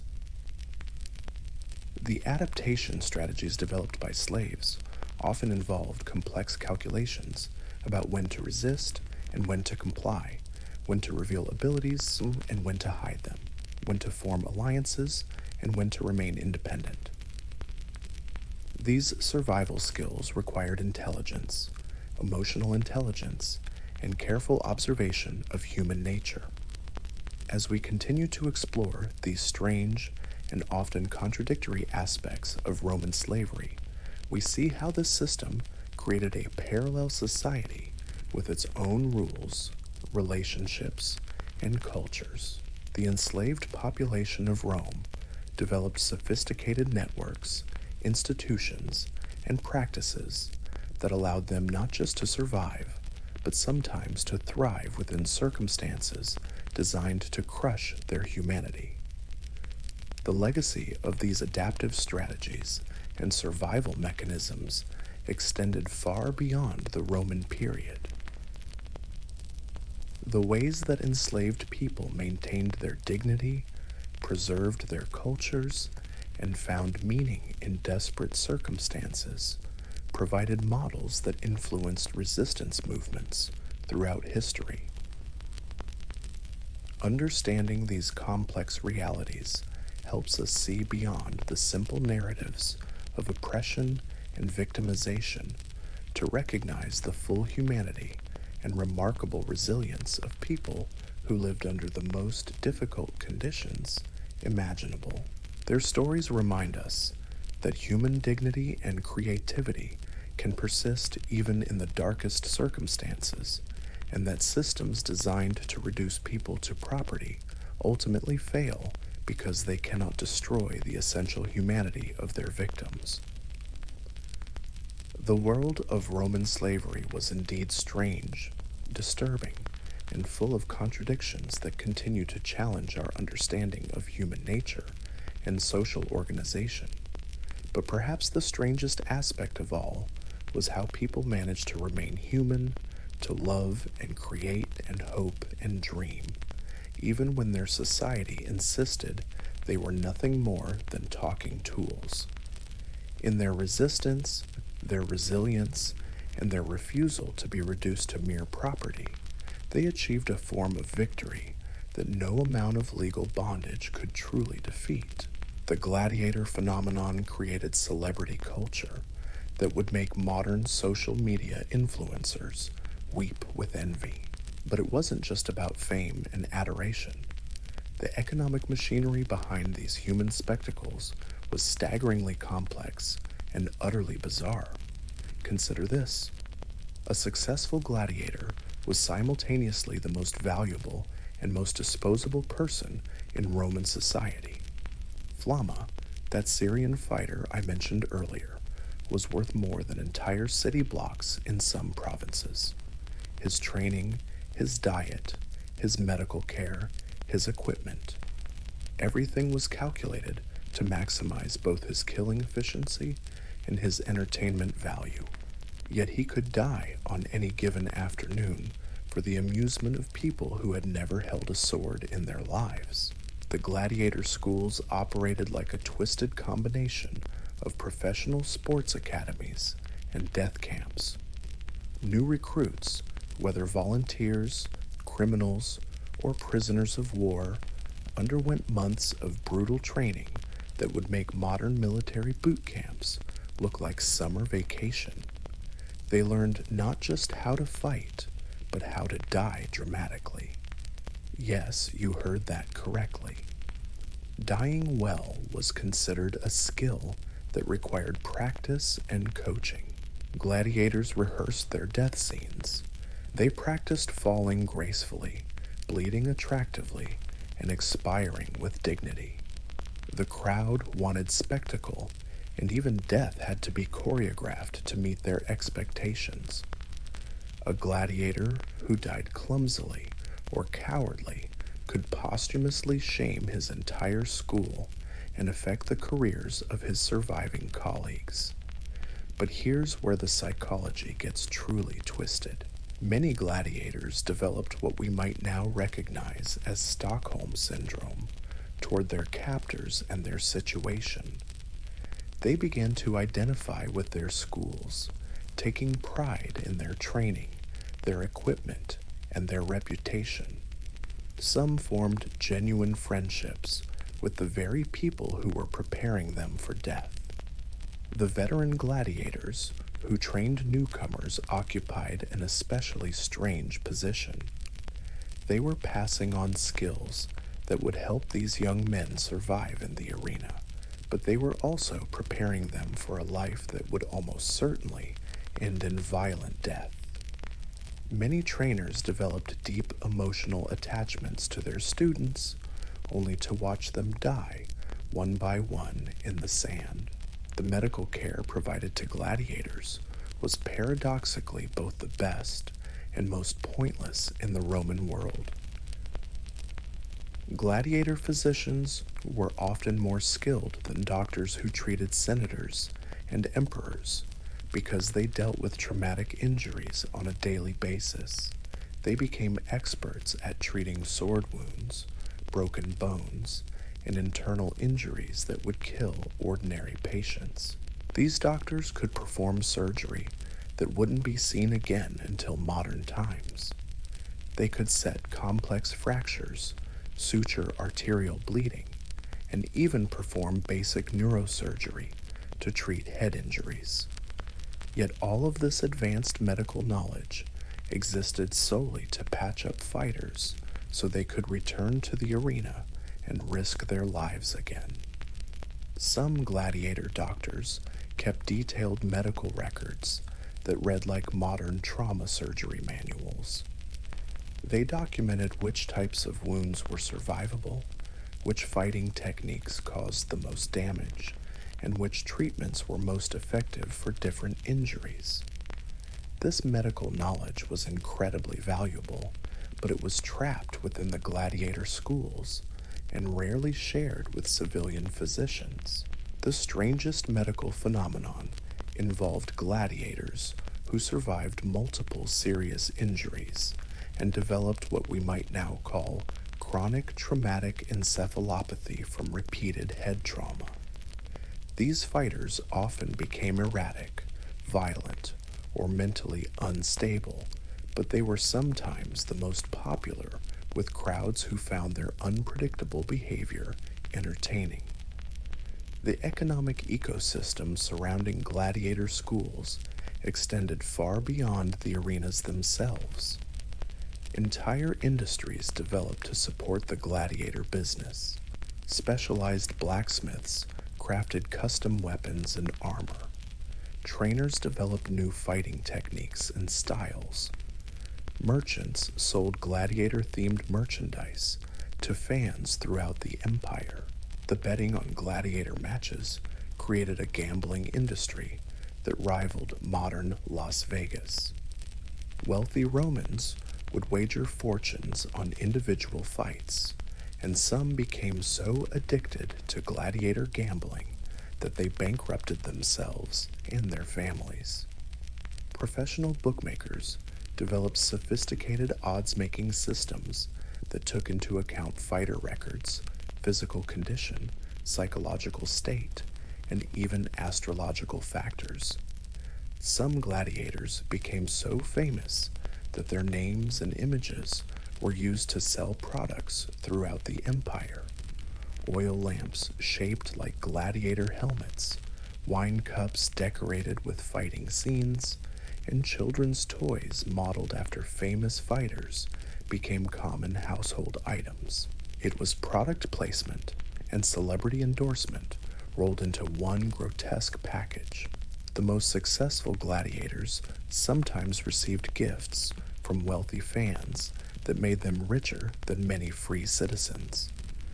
Jewelry, fine clothing, expensive weapons, even real estate might be given to popular fighters, yet they remained slaves who could be killed for entertainment at any moment. This celebrity status created bizarre social situations where gladiators might dine with senators and aristocrats as honored guests, discussing philosophy and politics as equals, only to return to their barracks afterward to prepare for fights that could kill them. Some gladiators became more cultured and educated than the people who owned them, reading literature, studying rhetoric, and developing sophisticated tastes in art and music. The romantic lives of gladiators created some of the most scandalous gossip in Roman society. Women of all social classes, from slave girls to senators' wives, developed obsessions with famous fighters. Love letters, gifts, and sexual propositions were regularly smuggled into gladiator schools by infatuated fans. Some aristocratic women risked their reputations and marriages to pursue affairs with gladiators. These relationships were doubly forbidden. Not only were the women committing adultery, they were doing so with slaves who were considered the lowest form of human life, despite their fame. The scandal was delicious, and Roman satirists never tired of mocking wealthy matrons who swooned over muscular fighters. But the gladiators themselves were often caught in impossible situations. Rejecting the advances of powerful women could lead to punishment or even death. Accepting them risked the jealousy of masters, the anger of husbands, and the potential destruction of carefully built reputations within the gladiator community. Some gladiators managed to parlay romantic relationships into opportunities for freedom or advancement. A wealthy woman might purchase a gladiator's freedom to keep him as a permanent lover or even husband. Others use their romantic connections to gain access to influential circles that could help their careers or provide protection. The training regimens of gladiators were scientifically sophisticated in ways that wouldn't be understood again until modern sports medicine. Different types of fighters followed carefully designed exercise and nutrition programs tailored to their fighting styles and physical characteristics. Heavy fighters, like secateurs, ate high-protein diets and lifted weights to build maximum muscle mass and strength. Light fighters, like retiarii, followed endurance-based training programs and ate foods designed to maintain speed and agility. Each fighting style had its own specialized training methods developed over generations of trial and error. The gladiator diet was probably better than what most free Romans ate. Fighters consumed large quantities of meat, eggs, and other expensive proteins that were luxuries for ordinary people. They drank special protein shakes made from ground bones and animal organs. Some gladiator schools even employed nutritionists who calculated exact caloric needs for different fighters. The psychological preparation for combat involved techniques that modern sports psychologists would recognize. Gladiators learned visualization exercises, breathing techniques, and mental focusing methods that helped them perform under extreme stress. Some schools employed philosophers and priests who helped fighters develop the mental toughness needed to face death regularly. But perhaps the strangest aspect of gladiator training was how it prepared men to kill their friends. Gladiators often lived together for years, sharing meals, training sessions, and living quarters. They formed deep bonds of friendship and brotherhood. Then they might be forced to fight each other to the death for the entertainment of strangers. This created psychological trauma that few gladiators ever fully overcame. Some refused to fight former training partners and accepted death rather than kill a friend. Others compartmentalized their emotions so completely that they could kill without hesitation, then return to normal social interactions afterward. The retirement of gladiators who survived long enough to earn their freedom created unique challenges that Roman society was ill-equipped to handle. These men had spent years learning to kill efficiently and to face death without fear. They had lived as celebrities, but remained legal property. They understood violence intimately, but often had no other marketable skills. Some former gladiators became trainers in the schools where they had once fought. Others found work as bodyguards or private security for wealthy Romans who valued their combat experience and intimidating reputations. A few managed to parlay their fame into business opportunities, opening taverns or shops that traded on their celebrity status, but many struggled with what we would now recognize as severe post-traumatic stress disorder. They had recurring nightmares about fights they had survived. They couldn't adjust to civilian life after years of living with constant danger. Some became alcoholics or developed other addictive behaviors as they tried to cope with memories they couldn't escape. The most tragic cases involved gladiators who had achieved freedom but couldn't adapt to life outside the arena. Some actually requested to return to gladiator schools as free fighters, choosing the familiar dangers of the arena over the unfamiliar challenges of civilian life. They had become so institutionalized that freedom felt more frightening than slavery. The families of gladiators faced their own unique challenges. Wives and children of fighters lived with the constant knowledge that their husband or father might not return from the next match. They developed coping mechanisms that helped them function despite this ongoing uncertainty.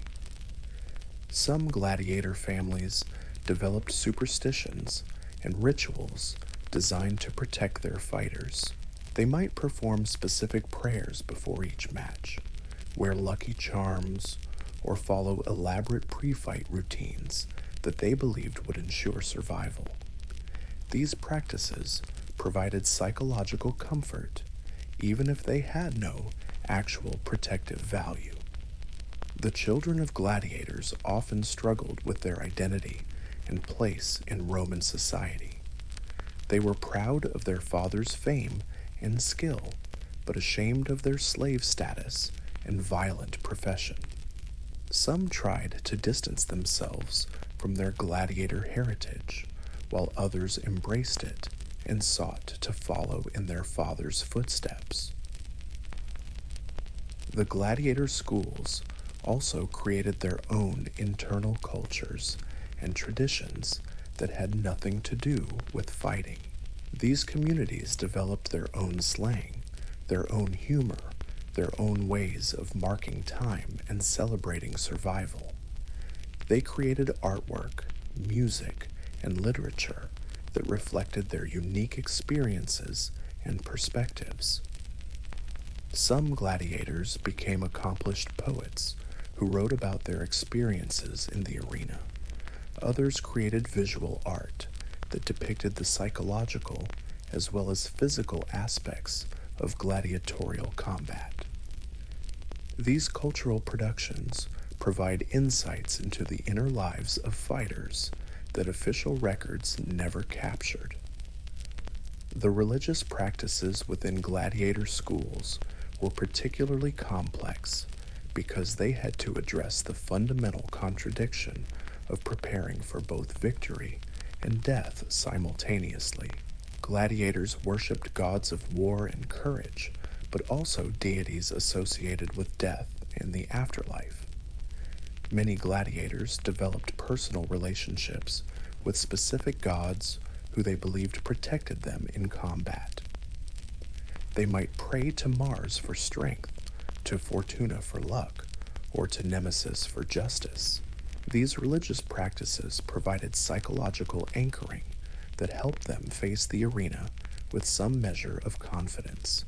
But gladiator religion also had to prepare fighters for the possibility of death.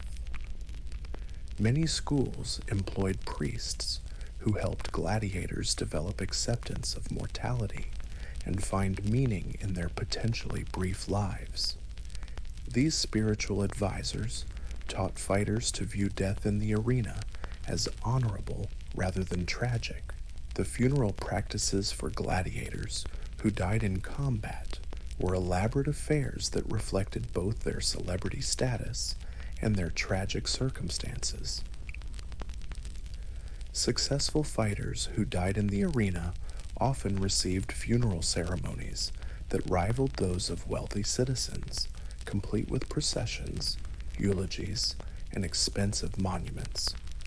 But these funerals also served as entertainment for the Roman public, who found gladiator deaths to be moving theatrical experiences. The grief of surviving fighters, the tears of fans, and the pageantry of the ceremonies became part of the overall gladiatorial spectacle. Some gladiators who achieved particular fame had their death masks preserved and displayed in the schools where they had trained. These monuments served as inspiration for current fighters and reminders of the ultimate price that gladiatorial fame might require. The impact of gladiatorial culture on Roman society extended far beyond the arenas themselves. The values associated with gladiatorial combat, courage in the face of death, grace under extreme pressure, and acceptance of fate, became idealized throughout Roman culture. Young Roman men who had never held a sword began to model themselves on gladiatorial heroes. They adopted gladiatorial fashion, gladiatorial speech patterns, and gladiatorial attitudes toward violence and death. Some even sought out opportunities to prove their courage in gladiatorial-style contexts. This gladiatorial influence created a culture of violence and spectacle that permeated Roman society. Political conflicts began to be resolved through increasingly dramatic and violent means. Public punishments became more elaborate and theatrical. Even private disputes were sometimes settled through combat that mimicked gladiatorial duels. The psychological effects of regularly watching human beings kill each other for entertainment had profound impacts on Roman society that historians are still trying to understand. Regular exposure to extreme violence may have desensitized Romans to human suffering in ways that influenced their treatment of slaves, prisoners, and conquered peoples. Yet the gladiatorial system also created unexpected forms of social mobility and cultural exchange. Fighters from across the empire brought their own fighting techniques, weapons, and traditions to the arenas, creating a melting pot of martial cultures that influenced Roman military practices. Some gladiatorial techniques and equipment were adopted by Roman legions, improving the effectiveness of the empire's military forces. The training methods developed in gladiator schools influenced the preparation of soldiers throughout the Roman world. The medical knowledge accumulated in gladiator schools eventually found its way into civilian medicine, improving treatments for trauma and surgical techniques throughout the empire. The nutritional science developed for fighters influenced dietary practices among athletes and soldiers. But perhaps the most lasting legacy of the gladiatorial system was its demonstration of how human beings could maintain dignity, courage, and even joy in the face of systematic dehumanization. The gladiators who found meaning in their struggles, who formed deep friendships despite their circumstances, and who faced death with grace, provided examples of human resilience that transcended their specific situation. The stories of individual gladiators remind us that even within Rome's most brutal institutions, human nature found ways to assert itself. Men who were treated as expendable entertainment found ways to create meaning, to love and be loved, and to leave legacies that outlasted the empire that had enslaved them. As we move from the artificial glamour of the arena to the genuine horror of the mines, we encounter perhaps the starkest contrast in the Roman slave experience. If gladiators were the celebrities of the slave world, miners were its forgotten casualties, buried alive in tunnels that served as both workplace and tomb. The mining operations of the Roman Empire were industrial-scale death machines disguised as economic enterprises. The silver mines of Spain, the gold mines of Dacia, the copper mines of Cyprus, and the stone quarries of Egypt consumed human lives at rates that would shock even by modern standards of industrial accidents. But here's what makes it truly disturbing. The Romans knew exactly what they were doing. They calculated the life expectancy of mine slaves, planned replacement schedules, and budgeted for mortality rates the way modern businesses plan for equipment depreciation. Human beings had become consumable resources with predictable failure rates. A slave sent to the mines could expect to live between 6 months and 2 years, depending on the type of mining and the specific conditions. Silver mining was the deadliest because of the toxic fumes and unstable tunnels. Stone quarrying was somewhat safer, but still brutal because of the physical demands. Gold mining fell somewhere in between, deadly, but potentially survivable for the strongest and luckiest workers. The work itself defied human endurance. Miners worked in shifts around the clock, descending into narrow tunnels by torchlight or oil lamp. The air was thick with dust that filled their lungs and gradually suffocated them. The tunnels were often so narrow that workers had to crawl on their hands and knees while carrying heavy loads of ore or stone. The tools were primitive and inadequate. Miners used iron picks, wooden hammers, and their bare hands to extract materials from rock faces. They carried ore in wicker baskets that could weigh more than 100 pounds when full. The constant strain destroyed their backs, their joints, and their internal organs. But perhaps the most horrifying aspect was the complete absence of safety measures. Tunnels collapsed regularly, burying workers alive. Toxic gases accumulated in poorly ventilated areas, causing miners to collapse and die where they fell. Flooding was common, drowning slaves who couldn't escape in time. The living conditions above ground were hardly better than those below. Miners lived in barracks that were essentially human warehouses, packed together without privacy, sanitation, or adequate food. Disease spread rapidly through these overcrowded quarters, killing miners who might have survived the dangers of the tunnels themselves. Yet even in these hellish conditions, human ingenuity and solidarity found ways to manifest. Experienced miners developed techniques for identifying dangerous gas pockets, unstable rock formations, and potential cave-in sites. They shared this knowledge with newcomers, not out of official policy, but from basic human compassion. Miners created their own communication systems using coded taps and whistles that allowed them to coordinate work and warn each other of dangers. These signals were incomprehensible to overseers, but could convey complex information between workers in different parts of a mine. Some miners became experts at identifying valuable ore deposits, making them too useful to work to death immediately.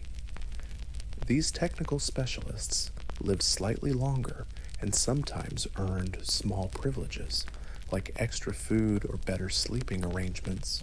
A few even managed to survive long enough to be transferred to less dangerous work.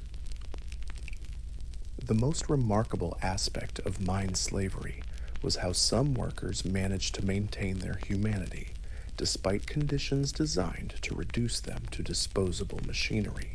They formed friendships, shared resources, and created informal support networks that helped everyone survive a little longer. Miners developed their own songs and stories that helped pass the time during their brutal shifts. These weren't cheerful entertainment, but rather ways of processing trauma and maintaining psychological connection with each other. The songs often incorporated memories of home, expressions of grief, and sometimes even humor in the face of despair. Some mining communities created informal burial rituals for workers who died in the tunnels or barracks. Without official recognition or resources for proper funerals, surviving miners would gather briefly to acknowledge the passing of their colleagues and preserve some memory of their lives. The religious practices that developed in mining communities were particularly poignant because they had to address the reality of almost certain death. Miners worshipped gods of the underworld, deities associated with darkness and depth, and spirits that they believed could protect them in the tunnels. Many miners carried small amulets or charms that connected them to their homelands or provided psychological comfort. These might be carved stones, pieces of metal, or even just unusual rocks that reminded them of something beautiful from their past lives. The most successful miners were often those who found ways to make themselves indispensable to the operation. Some became informal foremen who could organize work crews and increase productivity. Others developed expertise in maintaining equipment or managing logistics that kept the mines functioning. But these small advantages came at a psychological cost. Miners who achieved slightly better positions often had to enforce the same brutal conditions on their fellow slaves that were slowly killing them all. They became complicit in a system that they understood better than anyone was fundamentally murderous. The economic calculations behind mining slavery reveal the cold logic that made the Roman Empire possible. Mine owners could purchase slaves for specific prices, work them to death over predictable periods, and extract enough valuable materials to generate substantial profits even after replacing their entire workforce multiple times. These economic models were so successful that they influenced mining practices throughout the ancient world and provided blueprints for industrial exploitation that persisted into modern times. The Roman mining industry demonstrated how human suffering could be systematically converted into wealth and power. Yet the mining slaves also demonstrated forms of resistance that challenged the system's logic. Some deliberately slowed their work pace to extend their lives and reduce productivity. Others damaged equipment or sabotaged operations when they could do so without immediate detection. The most dramatic form of mining resistance involved deliberate cave-ins or tunnel collapses that killed both slaves and overseers. These acts of desperate sabotage were essentially suicide attacks that provided no benefit to the perpetrators, but expressed their absolute rejection of the system that was destroying them. Some mining slaves attempted escape despite the almost impossible odds of success.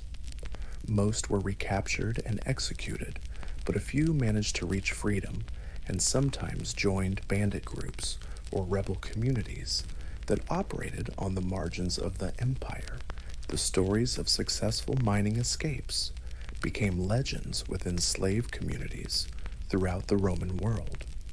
These tales provided hope and inspiration even to slaves who had no realistic chance of escape themselves.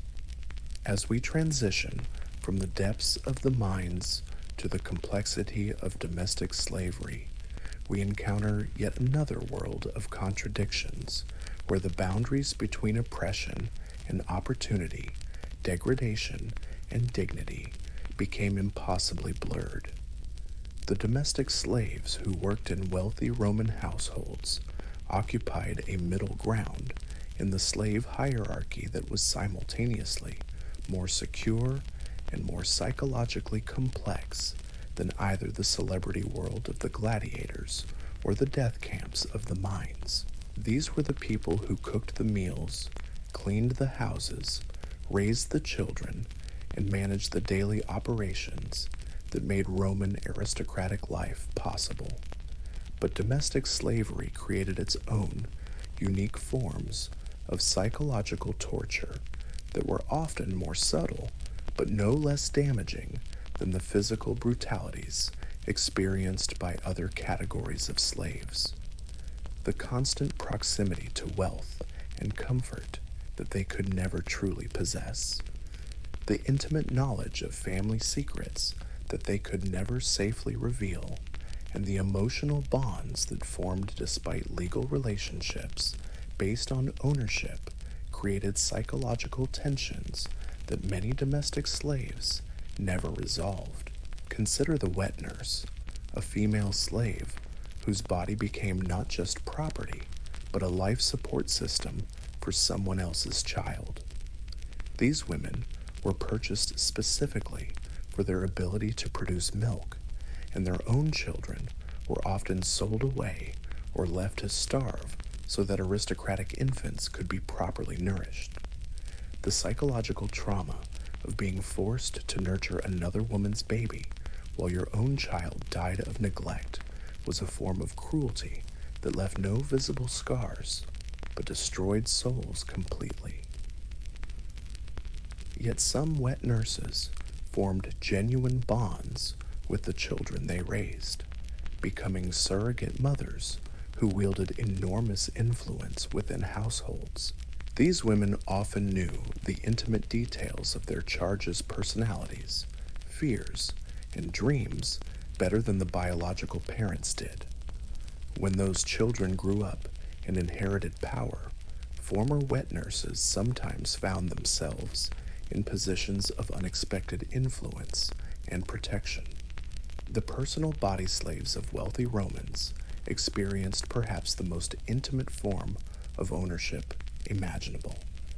These slaves bathed their masters, dressed them, arranged their hair, and attended to their most private bodily functions. They knew every scar, every physical imperfection, every personal habit of people who held absolute power over their lives. This enforced intimacy created relationships that defied normal social categories. A body slave might spend more time with their master than that person's own spouse did. They became repositories of secrets, witnesses to private moments, and sometimes the only people who truly understood the personalities behind the public facades of powerful Romans. Some body slaves used this intimate knowledge strategically, learning to anticipate their master's needs and moods in ways that made them indispensable. Others found the constant physical proximity to be a form of psychological torture that left them feeling like extensions of another person rather than individuals in their own right. The children of domestic slaves grew up in a particularly strange, liminal space, surrounded by luxury but unable to claim any of it as their own. They might play with their master's children as equals during childhood, only to be reminded of their slave status as they grew older. Some formed friendships that lasted into adulthood despite the legal barriers that separated them. These slave children often received informal educations that exceeded what was available to free children from poorer families. They learned to read and write by watching their master's children receive tutoring. They absorbed knowledge of literature, history, and philosophy simply by being present in households where such subjects were discussed regularly. But this education came with the cruel understanding that their knowledge could never be used for their own advancement in the way it would be for free children. A slave child might be more intelligent and better educated than their master's heir, but they would still be expected to serve that person for the rest of their lives. The sexual dynamics within domestic slavery created some of the most complex and traumatic situations in the entire Roman system. Female slaves had no legal protection against sexual assault by their masters, male family members, or guests. Their bodies were considered part of the household property, available for use by anyone the master permitted. Yet some of these relationships evolved into something resembling genuine partnerships, though the power imbalance made true consent impossible. Masters who developed affection for particular slave women might treat them almost like wives, providing them with comfortable quarters, fine clothing, and substantial influence over household affairs. The children from these relationships occupied an ambiguous position that could lead either to freedom and inheritance or to continued slavery depending on their father's whims. Male slaves faced different but equally complex sexual pressures.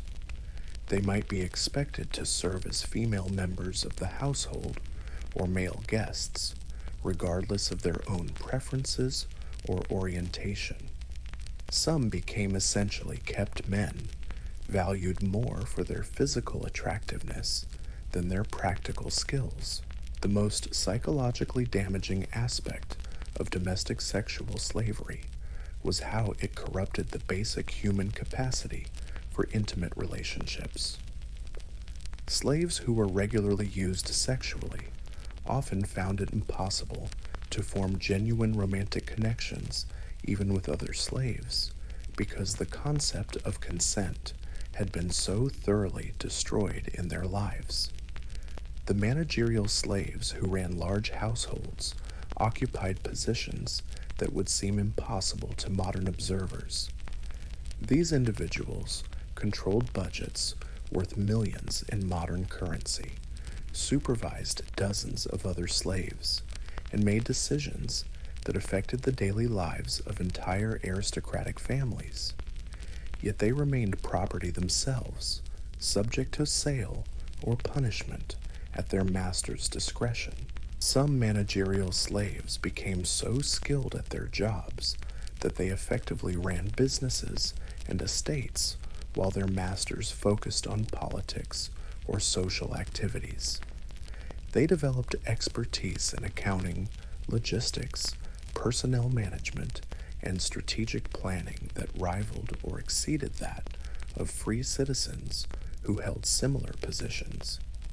These slaves often accumulated substantial personal wealth through the peculium system, owning property, lending money, and conducting business transactions that made them richer than many free Romans. Yet their wealth existed at the sufferance of their masters and could be confiscated at any moment. The psychological pressure of managing such complex responsibilities while remaining legally powerless created unique forms of stress and anxiety. These slaves had to balance competing demands from family members, maintain productivity and profitability, and navigate complex social dynamics, all while knowing that a single mistake could result in severe punishment or sale to a worse situation.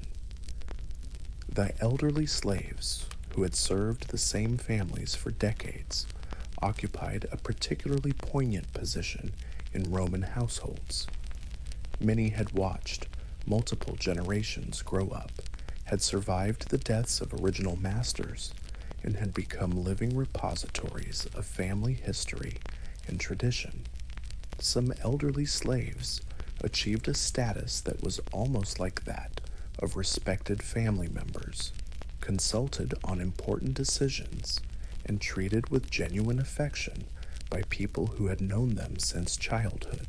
Others found their advancing age made them liabilities, no longer able to perform demanding physical work, but still requiring food and shelter. The treatment of aged slaves revealed much about the character of individual Roman families. Some masters provided comfortable retirements for slaves who had served faithfully for many years. Others sold elderly slaves to cut expenses, condemning people who had devoted their lives to the family to spend their final years in poverty and neglect. The funeral practices for domestic slaves reflected the complex relationships that developed within households. Some long serving slaves received elaborate funeral ceremonies that rivaled those of free family members. Others were buried in unmarked graves or simply thrown into mass burial pits with other disposed property. But the domestic sphere also produced some of the most detailed records of individual slave lives that have survived from the ancient world. Household accounts, letters, and inscriptions provide glimpses into the personalities, relationships, and daily experiences of people whose names might otherwise have been lost to history. These records reveal the full humanity of people who were legally classified as objects. We can read about their jokes, their friendships, their romantic relationships, their hopes for their children, and their strategies for survival. These fragments of individual lives remind us that behind every statistical generalization about Roman slavery were real people with rich inner lives and complex personalities. And so we come to the end of our strange journey through the hidden world of Roman slavery, a system so vast and complex that it defied simple categorization. From the celebrity gladiators to the forgotten miners, from the entrepreneurial urban slaves to the intimate domestic servants, we've seen how human beings found ways to maintain their dignity and humanity even within the most dehumanizing circumstances imaginable. The legacy of Roman slavery extended far beyond the fall of the empire, influencing legal systems, social attitudes, and economic models for centuries to come.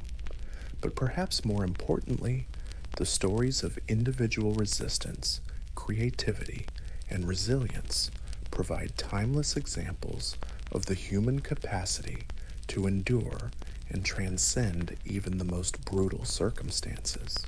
These weren't just victims of an ancient system of oppression, they were complex individuals who loved and hated, who dreamed and schemed, who created art and culture and meaning in the midst of suffering. Their lives remind us that no system, however powerful or pervasive, can completely destroy the essential humanity of the people it seeks to control. In their hidden economies and secret relationships, in their preservation of culture and their acts of quiet rebellion, in their capacity for joy and creativity, despite unimaginable hardship, the slaves of Rome achieved a form of victory that outlasted the empire itself. They remained human when the world insisted they were property, and in doing so, they left us a legacy more valuable than all the gold that Roman mines ever produced. So tonight, as you drift off to sleep, perhaps you'll dream not of marble statues and grand monuments, but of the countless individuals whose names we'll never know, but whose humanity blazed bright in the darkness of bondage. Their stories, strange and disturbing and heartbreaking as they are, remind us that the human spirit is ultimately unconquerable, no matter how hard the world tries to break it.